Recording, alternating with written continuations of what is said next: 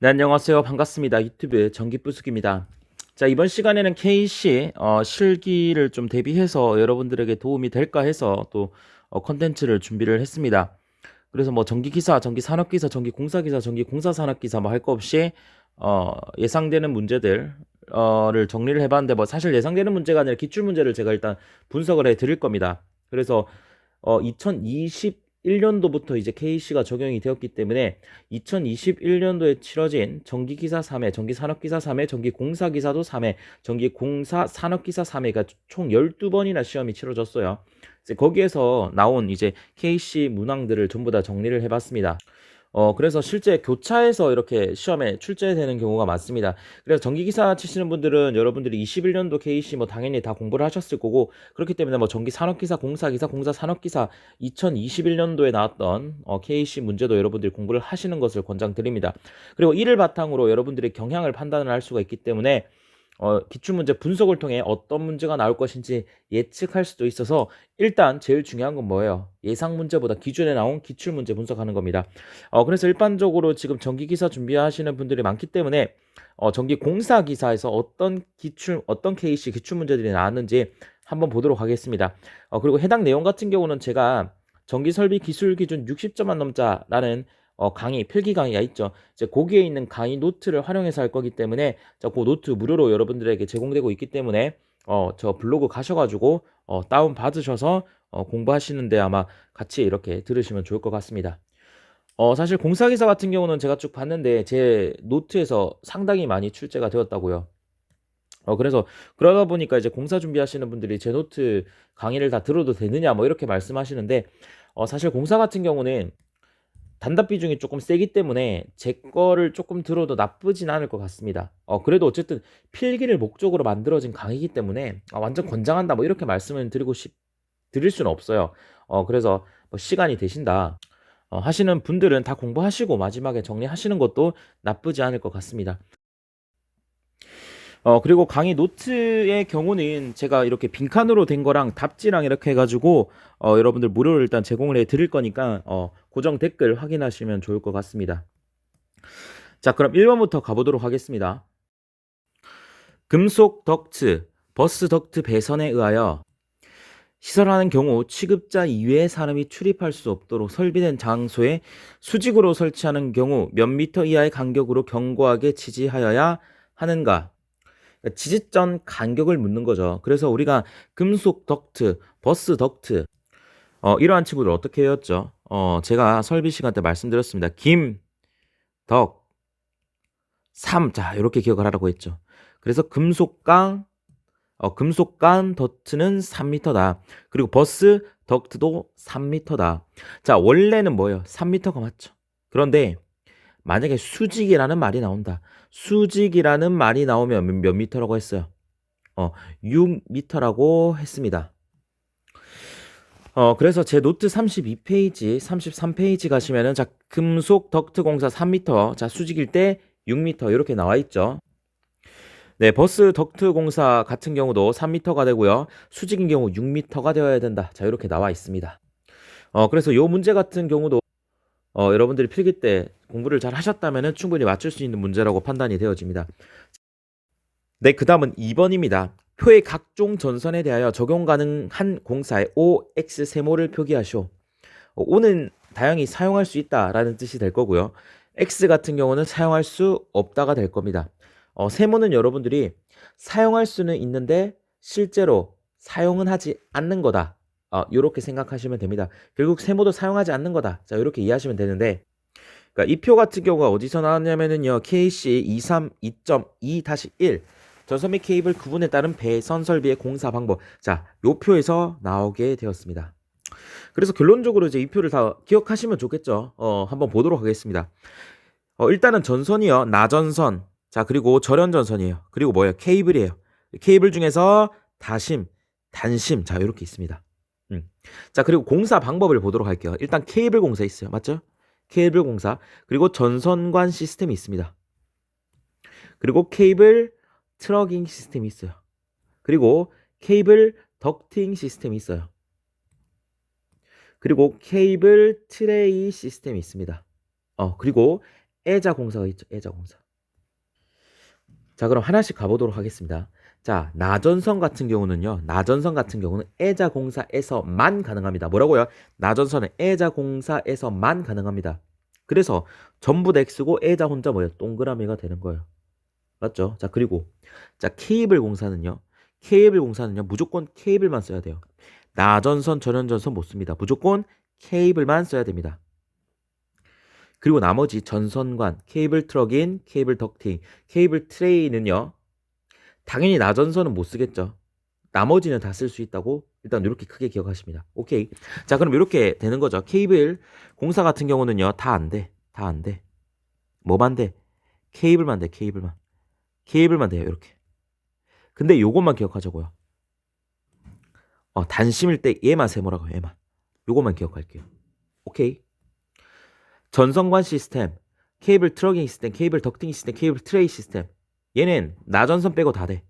다 돼요. 다 된다고 여러분들이 기억을 하시면 됩니다. 그런데 예외적으로 뭐예요? 케이블 트레이 시스템만 절연전선 안 뜬다. 요렇게만 기억할게요. 그러니까 일단 케이블이 나왔어요. 그러면은 무조건 케이블만 돼. 그런데 비고정일 때 단심일 경우에만 세모예요. 요렇게 기억하시고 나머지 것들 애자 공사를 제외하고 나머지 것들은요. 전부 다 나전선을 제외하고 절연전선 케이블 싹 다 가능한데 케이블 트레이만 절연전선 안 된다. 요렇게 기억하는 겁니다. 그럼 애자 공사 같은 경우는요. 자, 나전선 당연히 가능하고요. 그리고 절연전선 가능합니다. 요까지는 가능한데 케이블은 전부 다 세모로 기억하세요. 케이블. 당연히 케이블 가능은 하겠죠. 그런데 안 쓴다라는 거예요. 그래서 요 정도만 기억하시면은 여러분들이 위에 표 채울 수 있고 요 표 뭐가 나오든지 간에 맞출 수가 있을 겁니다. 한번 보도록 할게요. 자, 보겠습니다. 전선관 시스템, 케이블 덕팅 시스템. 자, 얘는 케이블 공사 아니고 자, 여기 있는 이 친구들이죠. 이 친구들에서 중요한 건 뭐랬어요? 케이블 트레이 시스템만 요 X 조심하라 했고 지금 나머지 전선관, 케이블 덕팅 시스템 뭐라 했어요? 나전선 안 되고 나머지는 다 된다면서요. 요렇게. 애자는요. 나전선 가능하고 절연전선 가능하고 나머지는 뭐라 했어요? 세모라 했습니다. 요렇게 기억하시면 되겠죠. 그럼 요 표를 조금 더 빠르게 외울 수가 있을 겁니다. 자, 그 다음 3번 가볼게요. 피레 시스템에서 보호 등급별 인하도선의 각 평균 거리를 적으세요. 자, 이것도 제 노트에 나와 있는 거죠. 네, 그래서 52페이지, 53페이지 내용입니다. 우리가 외부 피레 시스템이라고 하는 거를 배우는데요. 이 친구 같은 경우는 일단 낙뢰가 칩니다. 맞죠? 낙뢰가 쳐요. 그럼 첫 번째 어디로 가요? 수랩으로 들어갑니다. 수랩으로 들어가서 인하도선을 거쳐서 인하도선의 인하가 뭐예요? 가격 인하할 때 그 인하입니다. 이렇게 떨어진다는 거예요. 이렇게 내 서지가 이렇게 떨어져가지고 어떻게 돼요? 접지극으로 가는 이런 형태가 되는 겁니다. 그래서 문제에서 물어본 게 인하도선에 대해서 물어봤죠. 자, 인하도선은 당연히 한 개만 시설하는 게 아닙니다. 인하도선은 여러 개 병렬로 설치를 하게 되는데 그 이유는 뭐야? 하나만 설치하면 어떻게 돼? 하나만 설치했는데 하나가 고장나요. 그럼 문제가 발생하잖아. 그래서 여러 개를 어떻게 해요? 병렬로 설치를 하게 됩니다. 그때 얘네들 사이에 이 인하도선 사이에 간격이 정해져 있어요. 간격이. 그 간격이 어떻게 돼요? 자, 1, 2등급일 땐 10m, 3등급일 땐 15m, 4등급일 땐 2m예요. 그러니까 1등급으로 갈수록 더 괜찮은 거예요. 안전한 거예요. 맞죠? 그러니까 요 간격이 좁으면 좁을수록 인하도선이 그만큼 병렬로 많이 시설이 된다는 거니까 안전하다라는 거겠죠. 그래서 1등급, 2등급이 가장 좋고 그 다음 3등급, 4등급이다 이렇게 생각하시면 돼요. 숫자 외우기가 쉽다 했습니다. 1, 2등급 한꺼번에 기억하시고요. 3, 4 이렇게 가는 겁니다. 1, 2, 3, 4 기억하시고 10, 5의 배수죠. 10, 15, 20 이렇게 기억합니다. 1, 2등급, 3, 4, 10, 15, 20 이렇게 기억하면 됩니다. 그래서 같이 기억을 해볼게요. 1, 2는 뭐였어요? 1, 2, 10. 1, 2는 10이고요.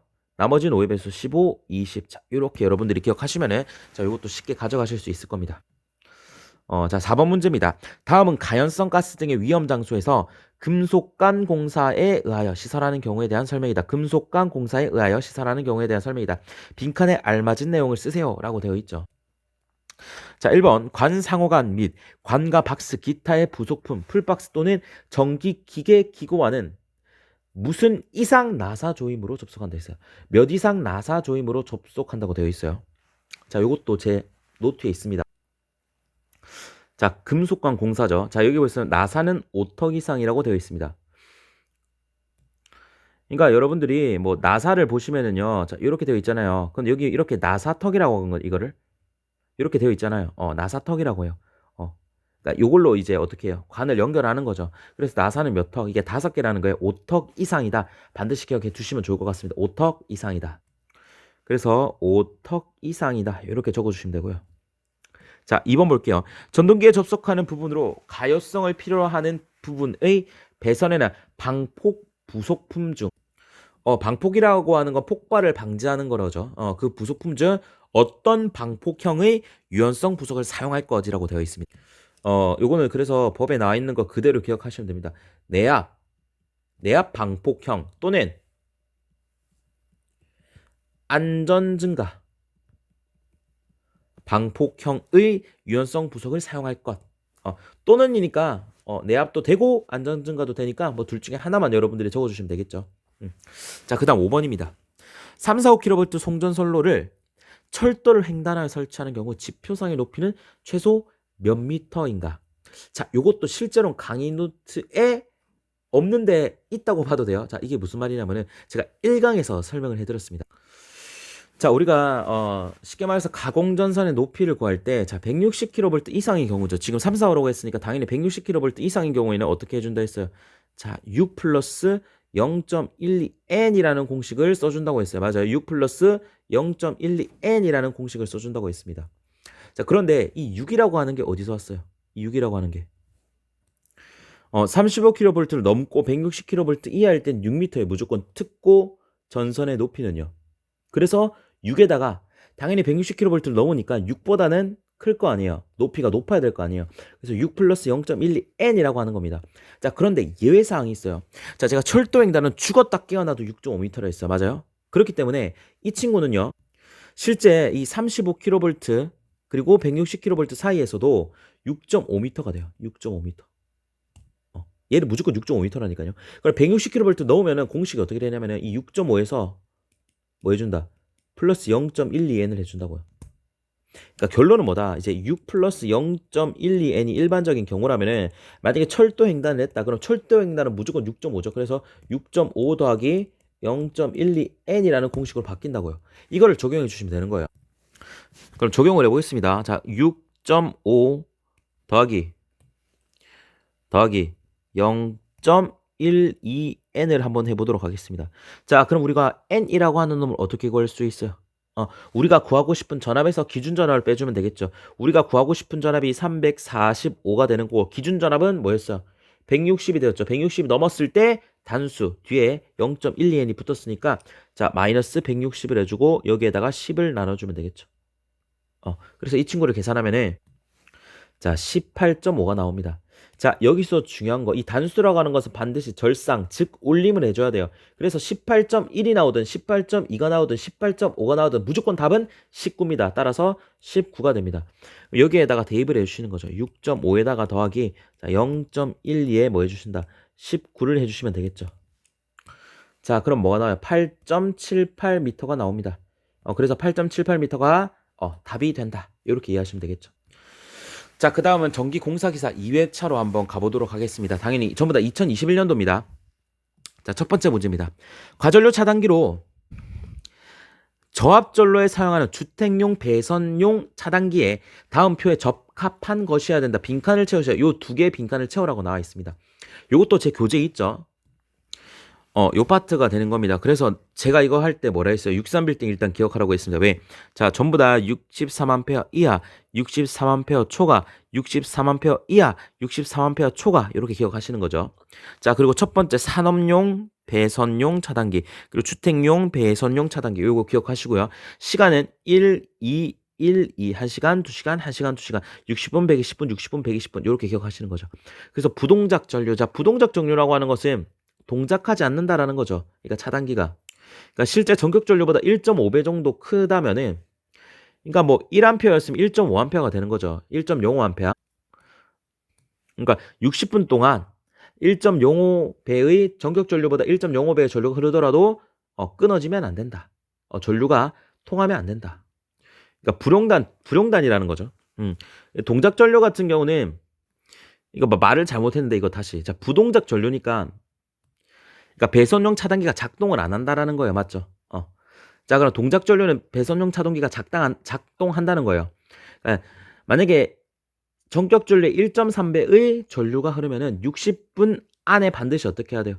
끊어줘야 된다는 거예요. 배선용 차단기가 작동을 해가지고. 뭐 어쨌건 이건 의미고 여러분들이 이 표를 기억하셔야 된다는 거죠.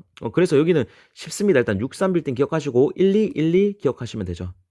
그리고 자, 부동작 전류, 동작 전류가 나올 건데 일단 산업용 같은 경우는요. 뭐라 되어 있어요?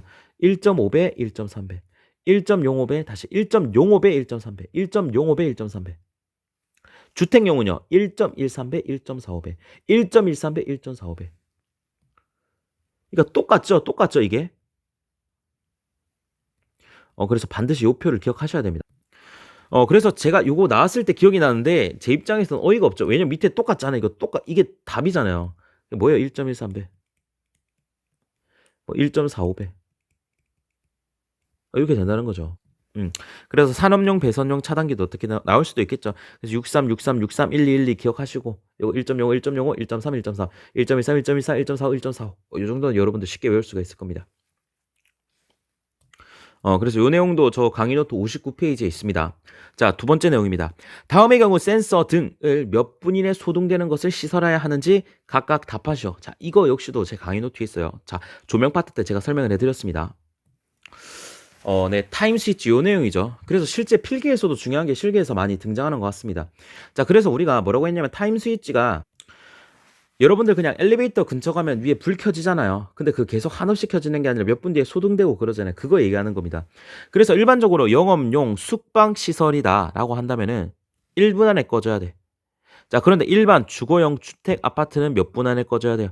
3분 안에 꺼져야 된다는 겁니다. 그래서 이렇게 말씀을 드렸습니다. 자, 우리가 아파트, 여러분들 뭐 어디 사는지 모르겠지만 아파트에 살든 주택에 살든 그 주민들이랑 어떻게 해요? 계속 살 거니까 얘기를 많이 해야 될 거 아니에요. 그래서 3분 정도는 얘기를 해야 된다. 자, 이렇게 생각하시면 되고, 영업용 숙박시설 같은 경우는 쉽게 말해 놀러 갔다 오는 거잖아. 그러면 거기 사는 사람들은 굳이 얘기할 이유가 없잖아요. 다 처음 본 사람이고 한 번 보고 말 거 아니에요. 그렇기 때문에 1분 정도면 된다라는 거죠. 자, 이렇게 기억하셨으면 요 문제 쉽게 풀립니다. 자, 보겠습니다. 관광진흥법과 공중위생관리법에 의한 관광숙박업 또는 숙박업, 여인수급을 제외한다에 이용되는 객실의 인입구 등. 이 경우에는 센서 등 타임 스위치를 몇 분 이내에 소등하는 것을 시설해야 되는지 답하라고 되어 있죠. 이 경우 뭐예요? 숙박업 놀러 갔잖아. 그럼 대화할 필요가 있어요, 없어요? 없다고요. 1분이라고요. 일반 주택, 아파트. 야, 이거 주민들끼리 좀 친하게 지내자. 3분. 자, 이렇게 여러분들이 답을 해주시면 쉽게 맞출 수가 있습니다. 자, 그 다음 가볼게요. 지중전선로의 진선으로, 이게? 전선으로 사용하는 케이블의 지중전선로 시설 방법 3가지. 이것도 제가 책에서 다 말씀드렸습니다. 지중 방법 시설 3가지 뭐였어요? 네, 24페이지에 나와 있습니다. 요거는 제가 실기에서 나온다고 여기서도 언급했어요. 자, 지중전선로 케이블 어떤 방식 3가지 여러분들 반드시 기억해야 됩니다. 직접 매설식, 관로식, 암거식. 직접 매설식, 관로식, 암거식. 자, 요 내용은 여러분들 자주 들으셔가지고 충분히 기억할 수가 있을 겁니다. 뭐라고요? 직접 매설식, 관로식, 암거식이다. 그 다음 전기공사기사 4회차로 넘어오게 됩니다. 여기 보시면은 다음 전선의 명칭에 대한 정확한 약호를 쓰시오라고 되어 있거든요. 그래서 요거는 적혀져 있고 나머지 4개를 쓰라고 되어 있습니다. 그럼 첫 번째 거 인입용 비닐 절연 전선. 그러니까 인입용 비닐 절연 전선 다 아시잖아요. 인입용 비닐 절연 전선 DV에 DV. 맞아요? 자, 이계연이라고 하는 것은 그냥 두 가닥이다 생각하시면 돼요. 자, 이걸 표현할 때 이 알이다. 자, 이렇게 표현합니다. 세 가닥이다 그러면 3알이 되는 거죠. 자, 그다음 인용 비닐 절연져서 이심 편형이에요. 평형. 평형 우리가 평평하다 할 때 플랫이라고 합니다. 플랫. 맞아요? 플랫. 그래서 여기에서 F자를 가지고 오는 거예요. 그래서 DV 그대로고요. 인임용 비닐 절연 전선이니까 맞아요. DV 가져오시고 숫자 2, 2심이니까 2 가져오시고 평형 플랫이니까 2F 이렇게 기억하시면 됩니다. 자, 5개형 비닐 절연 전선 여러분들 다들 기억하시는 OW 여러분들 잊으시면 안 되겠죠. 자, 그다음 비닐 절연 비닐 캡 타이어 케이블입니다. 그 비닐을 영어로 비닐이라고 하기 때문에 V가 옵니다. 캡 타이어 케이블을요. 캡 타이어잖아. 캡 타이어. 캡 타이어, CT죠. 그래서 VCT입니다. 자, 그 다음 저독성 난연 폴리올레핀 절연전선. 자, 요거 기억하셔야겠죠. 다시 HFIX입니다. 자, 요거까지 기억하시면 됩니다. 자, 이번 문제입니다. 시가지 기타 인가가 밀집하는 지역에, 자, 포인트가 뭐예요? 시가지입니다. 사용전압이 170kV 미만인 경우 시가지의 조건이 되는 거죠. 특별과 가공전선을 시설할 때 다음 경관을 물어보고 있습니다. 그러니까 시가지 경관을 물어본 거잖아요. 요것도 경관 시간에 제가 몇 번이나 설명해 드렸죠. 우리가 보안공사를 할 때 경관을 어떻게 한다 했어? 경관을 줄여서 어떻게 해준다? 보안을 강화하는 방식을 선택한다고 했어요. 그래서 기본 표준 경관 150, 250, 600이었는데 시가지 같은 경우는 사람이 많기 때문에 150, 250, 600으로 하면 안 되고 조금 더 줄여줘야 된다는 거예요. 경관을 줄여줘야지 안전하니까. 그래 줄여준 게 뭐라 했어요? 75. 목줄은 안 됩니다. 맞죠? 75. 여기다 곱하기 2, 150. 철탑은 무조건 400이 되는 거죠. 근데 여기서 유의해야 되는 게 뭐예요? 250이라는 거죠. 250. 얘는 뭐예요? 전선 상호간 간격이 4m 미만일 때. 원래 400m인데 이 전선 사이의 간격이 4m보다 떨어지게 된다면 4m 미만이 된다면 전선끼리 가까이에 있다는 얘기잖아요. 그럼 더 위험하겠지. 위험하니까 경관을 어떻게 해줘야 돼요? 줄여줘야 된다는 겁니다. 그래서 250으로 줄여준다. 그래서 요게 시험에 나온 거죠. 그래서 요 내용도 14페이지에 있습니다. 강의 노트. 그럼 그대로 갑니다. 자, 뭐예요? 75 곱하기 2, 150m. 자, 여기서 뭐라 했어요? 전선 상호간격이 4m 미만일 때는 원래 400인데 줄여줘야 된다고 250m. 이렇게 가져가시면 되는 겁니다. 여기는 목주가 안 된다는 거 당연히 여러분들 아셔야 되고 그렇기 때문에 여기 뭐라고 나와 있어요? 그냥 A종 철주, A종 콘크리트주 이렇게 나온 거죠. 목주 안 적여놨으니까. 자, 요거까지 여러분들이 가지고 가시면 될 것 같아요. 자, 3번 수중 조명 등의 전기를 공급하기 위해 사용되는 절연 변압기의 사용 전압을 쓰세요. 자, 요것도 제 노트에 있었습니다. 생각보다 많이 나와요. 제 노트에서. 네, 그래서 36페이지에 이제 수중 조명등이 되는 겁니다. 수중 조명등이 되는 거고, 자, 뭐 자세하게는 설명을 안 드리고요. 자, 1차 전압이 뭐라 되어 있어요? 자, 수중 조명등의 1차 전압이 사용 전압이 400V라 되어 있죠. 2차는 뭐예요? 150이에요. 그래서 사용 전압은 기본적으로 4, 용 전압이니까 400V인데 1차 400이고 2차는 150이다. 자, 이렇게 여러분들 수중 조명등에서는 반드시 기억을 해 두시면 좋을 것 같습니다. 그래서 1차 400V, 2차 150V다. 자, 요까지 가져가시면 될 것 같아요. 그래, 마지막 문제입니다. 자, 요 문제는 뭐 어쩔 수 없이 등전 이본딩 쪽에서 가지고 온 건데 이건 좀 기억을 해주셔야 될 것 같아요. 뭐 또 나올 확률은 좀 떨어질 것 같지만, 자, 등전 이본딩에 관한 물음이다. 괄호 안에 알맞은 답을 쓰세요. 감정보용 등전이 본딩과 비접지 국부 등전이 본딩 크게 두 가지로 나누는데요. 자, 첫 번째, 대형 건축물 등으로 한 개소에 집중하여 인입하기 어려운 경우에는 본딩 도체를 몇 개의 본딩바에 연결해야 되냐? 한 개의 본딩바에 연결해야 됩니다. 수도관 가스관의 경우 내부로 인입된 최초의 밸브 어디에서? 후단에서